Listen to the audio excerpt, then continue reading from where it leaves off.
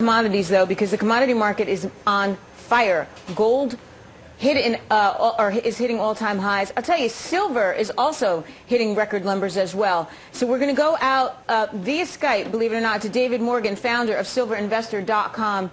David, thanks for joining me today. We got to talk about this because, you know, there's a gold story out there, but there's also a silver story. Let's start with the gold story. Year to date, gold's up like 24%. Am I done? Is gold done, or do I still have time to get in and ride this? Well, on a long-term basis, you certainly have time to get in and ride it. Basis the 1980 high of 850. If you had inflation adjusted, you'd be looking at about $2,500 gold. So gold could double from here, and just on not in nominal terms, but in real terms, be equal to the last high in the gold market. But there's so much more going on in the gold market today than there was in 1980. So the more people understand what you just said, nothing's worked, the more they'll understand that gold and silver do work. But that being said, is gold overbought, or should I? It is. On a temporary short-term basis, from every technical indicator you want to look at, and a lot of my friends are CMT, certified market technicians, the put-call ratio looks horrible, the RSI it's way overbought from any technical indicator that you want to look at. Having said that, it doesn't mean it won't go higher. Markets can stay overbought for a long time, and there's another dimension of the gold market that very few talk about, and that's the commodity physical side versus the paper side.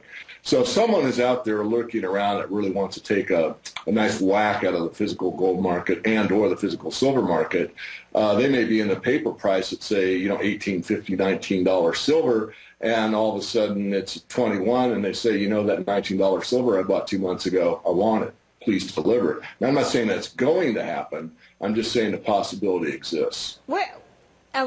First, where do you expect gold to be at the end of the year then? You expect it higher? I do. I expect 1,300 to 1,350 gold by the end of the year. That doesn't mean we won't get a breather between now and then, but that's what I expect by the end of the year. But what's pushing it, though? I mean, are the ETFs basically the pushing it? Because that's how people are getting access to gold prices, right? To the rise of gold through ETFs these days. Yes. The main driver for my determination right now is the GLD, or the main gold ETF. The normal volume in that is about 12 million shares a day. When it broke free this Tuesday, going back a couple of days, the volume was double. So whenever you have big volume up or down, usually that carries through. Right now, today, as we're doing this, it looks like it is carrying through. So you really should take a look at, what's important when you're looking at these markets to determine whether it's a breakout or a fake out. Yeah, and that's a great point. Let's talk about silver, though. Silver also up 18% year to date, but about 40% off its all-time highs. So silver, I'm thinking at least, has room to go. Notice what you just said. So few people do. The real trade in the bigger money right now is actually short gold, long silver, or at least long silver, because silver is undervalued relative to gold and relative to a lot of commodities. Plus, it's a tighter, shorter, smaller market, and there are so many applications for silver on the industrial side. So you not only have a safe haven status, which is starting to regain right now, you also have an industrial demand that won't go away, even in a global recession. So you're saying, you said long silver, I'm thinking long John silver. You're saying go long silver, short gold. I mean, even though you're saying gold's going up? I'm not saying that I'm long both, for the record. Okay. I'm saying that some of the hedge funds, and these guys are in and out of markets all day long, the trade going back a couple of weeks ago was to favor silver, which the way to do that's a spread trade, which is short gold, long silver. That's to be exact. Now, whether I'm recommending that, no, I'm not. But what I'm saying is a lot of people that haven't noticed silver are now noticing silver. It's something that you really should pay attention to. Are there any other metals out there that aren't getting enough attention as far as you're concerned?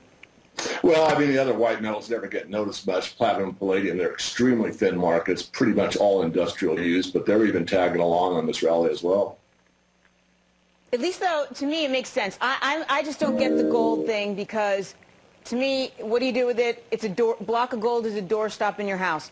Silver. Well, you said it a minute ago on the prelude to me. You said the more people understand nothing's working, the more they'll understand that gold does work. Gold doesn't fail. A lot of these other paper programs do. So the more that they understand that, the more you're going to see price pressure on gold. That's just the way it works. What about the inflation trade, then? Is that part of it as well? Well, I think it's more of a crisis trade than an inflation trade. Right now, there's contra forces. There's lots of deflationary pressures as well as inflationary pressures. I think people are overlooking that. Not overlooking it so they don't see it. They're looking beyond that. They're seeing gold for what it is. It's an asset base that doesn't blow away. As you said, it's something that works. They're not so worried about making money right now. They're worried about preserving what they have. Look at the amount of IRA money that's flooding into the gold and silver market. This is something I've been pushing for a very long time, that people that have, 401ks or self-directed IRAs could look in some instances to go into physical gold and silver to protect themselves, or as an asset class that they don't already have to enjoy the benefits of owning precious metals. David, you're great. I appreciate you sharing your thoughts with us today. My pleasure. Thank you. David Morgan, founder of Silver. It's silver-investor.com, correct? That's correct. Check it out. Check out that silver play. I don't know. It seems to me like that. Safer bet. Gold, I just don't